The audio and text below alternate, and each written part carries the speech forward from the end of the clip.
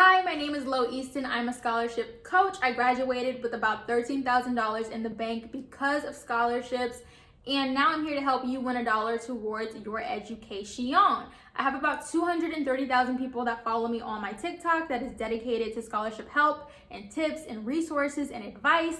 And almost daily, I get a question that's basically like, hey, I'm doing what you said. I'm applying to scholarships, but I am not winning. What do I do? And I totally get the anger and like that almost like desperation, because I was in that place too. When I first started scholarships, I was in Upward Bound Math and Science, which is like a program for students interested in STEM. And they told us like, hey guys, there's these things called scholarships and you can get free money to go to college with the help of them. And I was like, all right, sign me up. Started doing them and was not winning anything. And it really made me very upset. But through that process of continuing and then eventually winning, I learned what I was doing wrong in the beginning. And that's why I want to share that with y'all, so that it can save you time, energy, tears, stress, panic attacks, all of that. So let's get into it. So I have a list of things of why you're not winning, and I'm going to go through that with you today. The number one thing is that you do not have a strategy. That is one thing that I had to figure out for myself, and it nearly took like 6 months, almost a full year, to really understand why the success I had worked and why the failures that I had, like why it was taking so long for me to actually get my first win. And it was because I didn't have a strategy. Strategy is literally just a fancy word for what is the plan? What is the game plan? What is going to make this the most efficient and like easy process that you can go through? And the number one thing for scholarships is you have to prioritize scholarships that have less competition. And this is like the most common sense thing. And I don't mean that in like I'm talking down way, but it's like trust your instincts when it comes to this, because I promise you can start to identify this once you get like more experience with it. And so the number one thing is like, make sure that they're either super local scholarships, or they're super specific to certain types of groups, or they take a lot of, or like just a little bit of extra work to do, or, and this is where the money really is like a combination of all three. So scholarships that are local, or they're super specific to something in your background, or they take extra work like essays, video submissions, anything like a letter of recommendation, a transcript, all these little things that just require a little bit more effort. People want to go for things that are easy, or they want to go for things that are like super well known. Also, another thing is like scholarships that have, they're lower in amounts. You know, when you see 500, 1,000, a lot of people turn their nose up at those types of awards, and then they flock to like 10,000, 20,000, a full ride. Those are amazing opportunities to apply to, but don't just rely on those big ticket scholarships, because the competition, it's endless. But for a lot of those little awards, people scoff at $500. That's a quick 500 you can make, and I've done that very often, okay? Just to break that down a little bit more, for finding those local scholarships, you wanna dig deep and ask around in your community. Really lean on your community for help. If you're like me and you're like a chronically shy person and you hate asking for help, slap yourself out of it.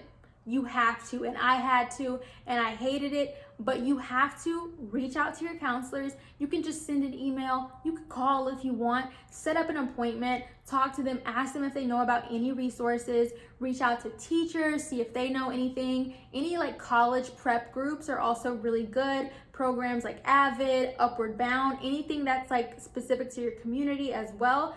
Reach out to them even if you aren't in those programs, and ask them if they know about scholarships. That is a very underrated resource, and you can find a lot of opportunities like that. And then also for finding specific scholarships, Google scholarships in my city, scholarships in my state, scholarships in my school district. You would be surprised. Also look for similar like words to scholarships, like grants, awards, even like prize, things like that.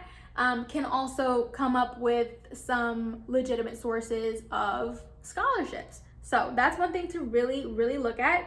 And then for finding super specific scholarships, you want to make sure that you are not leaving any rock unturned. So think about, who are you on like a very, very deep level? Like, how many categories do you fit into? I'm talking race, ethnicity, gender, sexuality, sports you play, interests you have, just unique things about you. There are left-handed scholarships. There are scholarships for your hair color. There's scholarships if you're tall, if you're short, if you're ginger, if you have blue eyes. There's so many different things like that. So you have to really get specific and go like, who am I? And really dig deep, and then you can throw so many of those search terms in Google. You can find different scholarship organizations and awards. So for example, if I wanted to find scholarships for Black women, because I'm a Black woman, I would literally go in Google and type scholarships for Black women, scholarship programs for Black women, scholarship organizations for Black women. Anything you can think of, you could probably find. So that's why it's really important to just like really dig deep, think about it, think about what you fit into, and then search for that. Chances are there's a scholarship for it. Again, for the strategy, we're either going super local, super specific, or a combination of both if we really want to make some money. And then also scholarships that require a little bit more effort, an essay, a video submission, a short answer response, anything like that, those are also going to have less competition. The next reason that you're not winning scholarships is just simply you are not being consistent. Number one thing, a lot of people will tell me, I've applied to 10 scholarships last month and I haven't heard back and I don't know what to do and da da da da. And it's like, keep going. You're doing great. The fact that you're applying means that you are opening up an opportunity for you to win. You simply have to keep going. You have to understand with the scholarship process, you are going to apply to more scholarships and get rejected and get ghosted to more scholarships than you are going to win.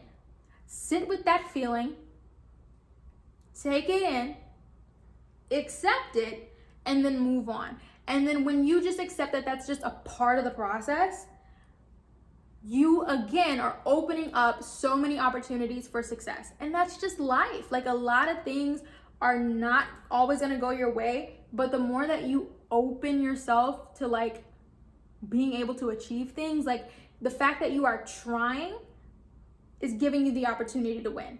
If you don't apply, you can't win. Don't get caught up in the rejections, just keep going, be consistent, set goals and meet them, like period. Full stop. But truly, truly, truly, like, be patient, be consistent, keep going. For me, again, I was like applying to like 20 scholarships a month. And for a while, it was not working until it was. I think it was like 2 to 3 months in. So about like 60, I would just say 60 max, 40 minimum applications that I had sent in before I was even hearing back. I got my first like $1,000 scholarship, and then immediately after got like my first $20,000 scholarship, which was obviously amazing. If I would have stopped at the 20 mark, I would have never been able to have those wins. So putting that in perspective, just keep going. And then I also want to say, I know people get like really, really scared to hear numbers like 20 scholarships a month. But for me, 20 scholarships a month was like, maybe I would try to prioritize doing scholarships that had essays. So that would be maybe like 5 to 7. And then the next chunk would be like little short answers. Like I found like a lot of little scholarships that would have like even like a 280 word count. It's like a tweet, you know what I mean? Of like, or maybe I'm misremembering how long a tweet is, but like it'd be like little things, or like just make a profile or something like that. Like I would find a balance. It wasn't like I was just like writing 20 essays a month and like stressing myself out. And then I would also repurpose my essays and like make the process easier. That is what I'm here to help y'all do too. So when you hear, oh, 20 scholarships, you're like, oh, that's nothing. Because for me, after a while, it became like nothing. In the beginning, it was a lot, I will tell you that, but we will get through it together. The next thing that is stopping you from winning scholarships is that you do not have your story straight. You do not know why you should be able to win. You're not writing a compelling story that is making people want to invest in you. You have to write in such a way that it is just so clear that you're the winner. And this is not, don't overthink it. You don't have to be like the next coming of Shakespeare. You don't have to be like the most amazing writer in the world. You just really need to understand how to pitch yourself. And the beautiful thing is that that's something that you can learn. If you don't think that you're a great writer, number one, you're never going to escape having to write and like communicate your thoughts in life. So it's just time to work on that. And number two, you don't have to be this amazing wordsmith. You don't have to write like, you know what I mean? You just don't have to write like this wild story. Like, it's your story. You have all the answers. It's just about crafting that in a way that makes people root for you. And that's about not playing small, highlighting your accomplishments, your achievements, talking about who you are, talking about what you want, knowing what you want. It can sound very intimidating, but it just takes time. And the best way to get better is to practice. My essays in the beginning, probably embarrassing. My essays now, if I had to write a scholarship essay, I would do it very quick, because now I have more of an understanding of how I've pitched myself in the past. It's just shaped so much, I can just do it so quick, right? I'm coming up with more videos about essays very soon, because I know that's an important part of the process, and I know a lot of people need help with that. In the meantime, I do have a guide. It's free and it helps you with how to structure your essays, and it has tips on how to answer the most common scholarship essay questions. So if you haven't checked that out now, check that out and then come back, because I will have videos going more in depth with the writing process. So stay tuned. The final thing on the list is don't quit. Just don't quit. And this kind of goes hand in hand with being consistent and consistently meeting goals. You also just have to keep going. I get a lot of messages from people as well being like, oh, it's just not working. I don't know what to do. I just want to quit. And at the end of the day, number one, I will never ever lie to y'all and say that no, you are absolutely 100% without a doubt going to win scholarships. I can't tell you that. I don't know if you are going to. But then there's also a possibility that you do win. And that's life. I can't lie to you, but I can help you, push you, motivate you, encourage you, guide you, give you the tools, help you become a more resourceful and just more confident person, and help you make the process easier. That's my promise to you. And you have to make a promise to yourself that's I'm gonna keep going, because you have to see it to an end. You know what I mean? You don't technically have to, but I look at it like this. For myself, I was broke. My parents were broke. No one was gonna give me money to go to college. If I stopped with scholarships because I was getting rejected and it wasn't working out, I would have been in the same place, still broke. Nothing would have changed if I would have quit.